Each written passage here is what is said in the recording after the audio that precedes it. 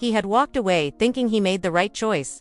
3 years later, the world had a cruel way of laughing at his certainty. In a crowded hospital lobby, surrounded by strangers and the sterile scent of antiseptics, he saw some 2 little girls, holding on to the woman he thought he had lost forever. Time froze, breath caught, heart shattered. These weren't just children. They were the living proof of the life he abandoned. Their innocent eyes, so much like his, stared at him, unknowing yet demanding a presence he had denied them. And in that instant, all his pride, all his business deals, all the power he had built seemed meaningless. He didn't just see them, he felt the weight of every moment he had missed. The twins had changed everything, and now, there was no running.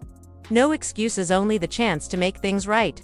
Before it was too late, the city skyline glimmered like a field of stars beneath him, but Michael Cross, the Millionaire CEO, saw none of it. From his penthouse office, the world below seemed manageable, orderly, conquered. Deals, contracts, negotiations, they were predictable. Life wasn't.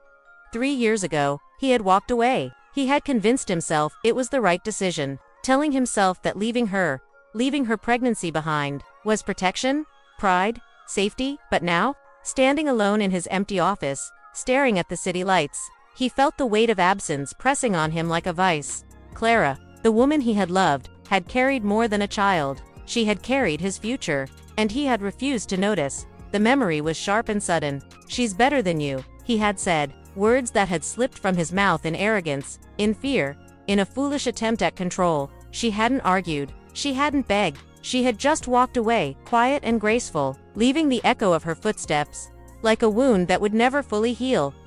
Michael had returned to his life of meetings and endless travel, burying the memory beneath spreadsheets, boardrooms, and business trips that blurred one into the other. He had told himself he didn't need her. He had told himself he didn't need a family, but the truth had a way of breaking through. 3 years later, a single text had shattered the fragile barrier he had built around himself. Emergency. Hospital twins. Now the drive had been a blur. A reckless dash through city streets, hands gripping the wheel, heart hammering in a rhythm he hadn't felt in years. Questions raced through his mind. Twins? How? Why now? Was it too late? When he arrived, the lobby was bustling with the usual chaos. Nurses pushing carts, visitors speaking in low hums, the occasional wail of a newborn echoing faintly down the hall. And there, standing near the reception desk, were the 2 little girls. 2 little girls, one in each of her arms, their tiny fingers clinging to her blouse, their heads nestled against her shoulders. His eyes, looking out at him, curious, unguarded, innocent. And Clara, standing calm, steady, untouchable, holding everything that had once belonged to him and never knowing how much it would cost him to see it. Time froze. He couldn't move, he couldn't breathe. Clara's gaze met his, steady and unreadable. No surprise, no anger, no plea. Just a quiet assessment, the kind that told him she had anticipated this moment in 1,000 different ways. He opened his mouth, then closed it. Words felt useless here. The twins stirred, tiny faces turning toward him, blinking up with a mixture of curiosity and trust. He had missed 3 years of birthdays, first steps, lullabies whispered in the dark. And now, the weight of those lost years hit him in one crushing instant. He tried to focus on one thing.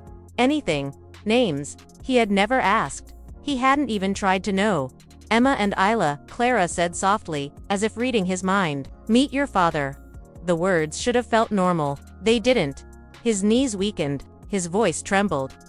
The twins didn't understand. They only sensed something in his tone. A gentleness he hadn't allowed himself before. One of them reached out a tiny hand, touching his coat. He froze. She didn't recoil, didn't cry. She trusted him instantly. Clara's jaw tightened. She had kept them safe, built a life he couldn't even imagine. And yet, she allowed him this moment, this chance, a test he wasn't sure he deserved. Michael swallowed hard. He took a single, tentative step forward. The twins mirrored him, small feet shuffling against her shoes. One of them giggled, a tiny high-pitched sound that ripped through the barriers he had built around his heart. He reached slowly, letting the twins come to him rather than forcing anything. One clung to his hand, the other pressed against his side. Their small warmth, their tiny pulse of life. And suddenly, he wasn't Michael Cross, the CEO. He was something new. A father. Clara watched him. No words. No warnings. Just eyes that could pierce through time, through pride, through fear. 3 years, he whispered, voice barely audible. 3 years, and you walked away. Clara said. Her voice wasn't sharp. It wasn't accusatory. It was simple truth. And I carried them. I did it without you. I survived. We survived. He closed his eyes for a moment, overwhelmed by the truth. He had failed them. And yet, here they were, welcoming him with nothing but their tiny trust. I want to try, he managed. I don't know how, but I want to be here. Clara studied him. There was a pause, heavy and tense, the kind of silence that tests the weight of words and actions alike. Finally, she nodded. We'll see, she said. And with that, she let him step closer. The hospital lobby faded. The chaos, the noise, the city beyond it all fell away. In that moment, it was just the four of them, two little hearts, one brave mother, and a man who had finally realized what he had almost lost. Michael crouched slightly, bringing himself down to their level. Emma and Isla stared up at him with wide eyes, full of wonder and acceptance. He held out both hands, and they took them without hesitation. And for the first time in 3 years, he felt a heartbeat he hadn't known he was missing. The past wasn't erased. It could never be. But here, in this quiet corner of the world, he had a chance to start again, not as a CEO, not as a man of pride or fear, but as a father. And this time, he wouldn't let anything take them away. The hospital room smelled faintly of antiseptic and lavender, a strange mixture of sterile and homey. Clara settled the twins into their small cribs, Emma and Isla blinking up at her with the trust only children possess. Michael stood frozen in the corner, still trying to process the reality before him. I can help, he said finally, his voice low, hesitant. Clara didn't look at him. She adjusted a blanket over Emma's chest. You'll have to earn it, she said simply. Michael swallowed, nodding. He didn't argue. He didn't plead. He only observed. He watched the way she moved, the rhythm of her care, and he realized the depth of what he had missed. The daily, quiet, unglamorous labor of raising a family. Over the next few days, he stayed close, not intruding, not claiming, only watching and learning. At first, it was simple tasks, handing Clara diapers, helping with feeding bottles, holding a twin while she changed the other. The twins were surprisingly perceptive. Emma would wrap tiny fingers around his hand. Isla would press her cheek against his shoulder. They didn't know him, yet they didn't fear him either. Clara allowed it, but always under her rules. Michael learned quickly. No overstepping, no demanding. Respect was the currency here, and he had been bankrupt for 3 years. One evening, after the twins were tucked in, Clara and Michael sat in the small kitchen corner of her modest apartment. You've changed, she said quietly, stirring her tea. He shook his head, ashamed. I don't think I've earned the right to say that. You have to stop running from yourself, she replied. They're watching. Everything you do matters now, whether you want it to or not. Her words struck him like lightning. He had spent years running from responsibility, from love, from the vulnerability of having his life tied to another. And now, it wasn't just his life, it was theirs. The first night he stayed over, it was awkward. Emma and Isla woke at different times, each needing comfort, each needing attention. Michael fumbled, but Clara watched patiently, correcting him gently, letting him learn. By morning, he could swaddle both twins with care, rocking them in tandem as they drifted back to sleep. Days turned into weeks. Michael began to understand what love really meant, not control, not power, not dominance, but consistency. He was a presence now, even when no one noticed. He learned to anticipate Emma's giggles, Illa's tiny sighs, and Clara's subtle glances that asked, silently, are you ready for this? One afternoon, while Michael and the twins played on the living room floor, Emma's small voice broke the silence. Daddy, look. Michael looked down to see her building a tower with blocks. Isla was on the floor beside him, giggling as she added another block on top. The simplicity of the scene, the innocence, filled a hole in his chest he hadn't even known existed. I see it, he said, smiling, genuinely. It's amazing.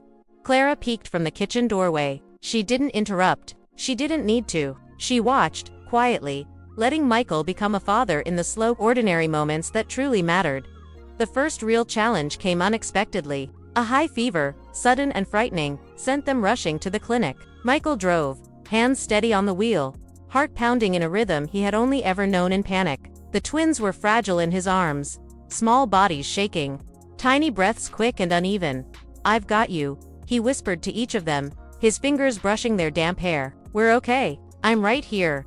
Clara's eyes filled, not with fear but with awe. She had spent 3 years protecting them, guiding them alone, and now this man once absent once broken stood unwavering, anchoring them in safety at the clinic. The fever broke after treatment, and for the first time, Michael realized that his love wasn't theoretical. It wasn't just words he had failed to speak in the past. It was present. It was action. It was waking in the middle of the night, rocking a twin back to sleep, calming them both when they cried, and standing silently beside Clara while she caught her own breath. The next weeks were filled with milestones, first steps, first words, first giggles that resonated through the apartment like music. Michael celebrated silently, learning the art of quiet joy. He didn't brag, he didn't try to impress. He simply existed in their world, slowly earning trust, building memories. Clara noticed. She noticed the small ways he changed, the gentle tone he used, the patience in his eyes. The way he would anticipate what the twins needed before they even asked. She allowed herself to relax, just a little, letting him become part of their lives without giving up her protective boundaries. One evening, as snow fell softly outside, the three of them, Clara and Michael, and the twins between them, sat around the small dining table. Dinner was simple, soup and bread, nothing fancy, nothing glamorous, but the warmth, the laughter, the ordinary love that filled the room was extraordinary. Michael watched Clara pour soup for the twins. Noticing the grace in her movements, the unwavering care, he realized that this wasn't just about winning back her trust. This was about becoming a man worthy of their lives. A man capable of sustaining love rather than fearing it. "You're doing well," Clara said quietly, breaking into his thoughts. He looked at her, surprised. "Am I?" "Yes," she said. "Not perfect, just here, present. That's enough." The twins, oblivious to the tension and past mistakes, giggled and reached for his hands. He held them, feeling the trust they offered, feeling the fragile beginnings of a bond that could withstand the weight of the years lost. Winter turned to spring, and life settled into a rhythm. Michael became part of their daily lives. He learned bedtime routines, singing lullabies he had never imagined himself singing. He learned to braid Isla's hair, brush Emma's teeth, and read stories with animated voices that made both girls laugh uncontrollably. Clara continued to watch him, always protective, always cautious. But slowly, the walls began to crumble, not for him, not entirely, but for the twins, for the life they were building together. And one quiet evening, when the twins were asleep, Clara finally allowed herself a small smile. "You've changed," she said, softer this time. "Not just for them, for you, and maybe for us, too." Michael didn't speak. He simply reached for her hand, gently holding it, letting the silence between them speak volumes. For the first time in years, he believed that he could be the father his daughters deserved, that he could help Clara carry the weight of their lives, not by controlling, not by commanding, but by standing beside her, fully present, fully engaged, fully human. And though the future was uncertain, though mistakes could never be erased, one truth had emerged clearly. He would never walk away again, not from them, not from her, not from the life he had almost lost. Spring had settled fully over the town, painting the streets in soft greens and gentle sunlight. The twins, Emma and Isla, were running in the small garden behind Clara's apartment, laughing and chasing butterflies. Michael followed, a camera in his hand, capturing every spontaneous giggle and mischievous glance. Clara watched them from the porch, sipping her tea. There was a calm in her chest she hadn't felt in years. A quiet assurance that the fractured pieces of their lives were slowly knitting together. Michael crouched beside Emma to adjust her little sun hat, Isla tugging at his sleeve, wanting equal attention. "You're really good at this," Clara said softly. Michael looked up, smiling, a faint blush on his cheeks. "I'm learning from the best," he replied, nodding toward her. The twins ran over, clinging to him, shouting, "Daddy, watch us." He laughed, catching Isla mid-spin, spinning her gently as she shrieked in delight. Emma grabbed his hand, tugging him toward a patch of daisies. Michael realized, fully for the first time, that these were the moments he had been missing. Not boardrooms, not business deals, not the illusion of control. This was life. Suddenly, Emma stopped and pointed at Michael, her eyes wide. "Daddy," she whispered, "you're ours now, right?" Clara's heart caught. The words were simple, innocent, yet carried the weight of the past 3 years, of fear, absence, and lost time. Michael knelt, meeting her gaze, holding both twins' hands carefully in his own. "Yes," he said softly, a lump in his throat. "I'm yours. Always." Isla giggled and threw her arms around his neck. Emma followed, leaning against his shoulder. For a moment, the three of them stood there, a small circle of trust, laughter, and newfound love. Clara felt tears prickle her eyes, not of sadness, but of relief and quiet joy. She had protected these girls, raised them on her own, and now she could see the man who had once abandoned them step fully into their world, slowly, carefully, but completely.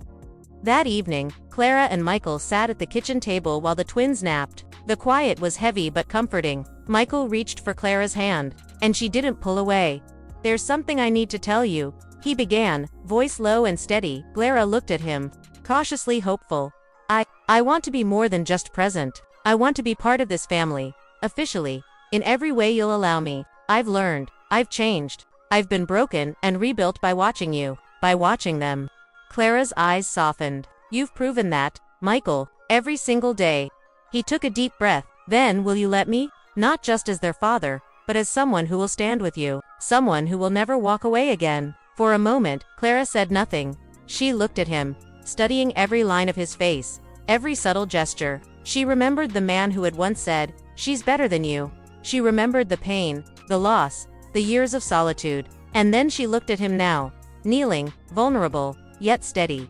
Slowly, she nodded. "Yes, I'll let you try."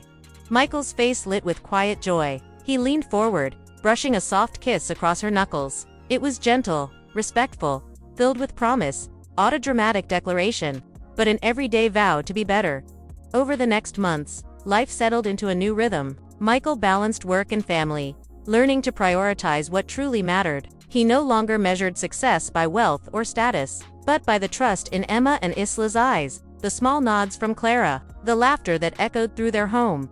The twins grew closer to him, their bond deepening in moments both ordinary and extraordinary. Emma learned to draw with him, her small hands pressing crayons to paper as he guided hers. Isla learned to ride her tiny bicycle, and Michael ran beside her, steadying her wobbling legs. Cheering louder than anyone else in the neighborhood, Clara watched them, heartful, finally understanding that love wasn't about grand gestures or dramatic reconciliations. It was about showing up, every day, in the little things, in the quiet, in the laughter, the tears, the scraped knees, and the bedtime stories. One Saturday morning, the family took a trip to the botanical gardens. Emma and Isla ran ahead, chasing butterflies, while Michael held Clara's hand. "Thank you," she whispered, glancing up at him. "For what?" he asked, squeezing her hand gently. "For not giving up. For being here. For being present in a way no one else could be." Michael smiled, brushing a stray hair from her face. "I didn't deserve this chance. Not at first. But I'm not letting go again. Ever." The twins returned, shouting excitedly about a butterfly they had spotted. Michael knelt, lifting them both into his arms. Emma wrapped her arms around his neck, Isla clinging to his chest. "You're the best daddy ever," Emma shouted. "You too," Isla chimed in, her voice filled with delight. Clara laughed softly, the sound carrying warmth and light. She realized then that this was the life she had always wanted. Messy, imperfect, chaotic, and yet perfect in its simplicity. Winter approached again, but the family's warmth had created its own little world inside their apartment. The twins learned to build snowmen, sip hot cocoa, and hang twinkling lights across the living room. Michael taught them patience and kindness, and in return, they reminded him of the beauty of small joys. One evening, as snow fell softly outside, Clara watched Michael tuck the twins into bed. Emma and Illa's tiny voices whispered "I love you" in unison. Michael leaned down, kissing their foreheads.